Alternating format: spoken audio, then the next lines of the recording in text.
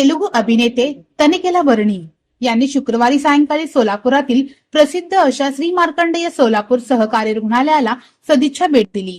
यावेळी त्यांचे स्वागत श्री मार्कंडेय सोलापूर सहकारी रुग्णालयाचे प्रेसिडेंट सत्यनारायण बोल्ली, चेअरमन डॉक्टर माणिक गुर्रम आणि व्हाईस चेअरमन रायशम येमुल यांनी केले। यावेळी रुग्णालयाच्या वतीने त्यांच्या प्रतिमा असलेला वॉल हँगिंग भेट देऊन त्यांचे सत्कार करण्यात आला।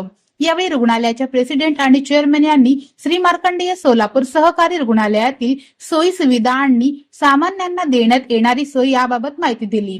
यावेळी रुग्णालयाचे संचालक डॉक्टर विजयकुमार आरकाल, श्रीनिवास कमटम, श्रीधर बोल्ली, सुधाकर गुंडेली, लक्ष्मीनारायण कुचन, रमेश विडप, पार्वतय्या श्रीराम, डॉक्टर लता पाटील, रूपा चिट्ट्याल, नगरसेवक सत्यनारायण गुर्रम, पुरुषोत्तम उडता, व्यवस्थापक स्वामी आकेन, प्रशासकीय अधिकारी येमुल आदी उपस्थित होते।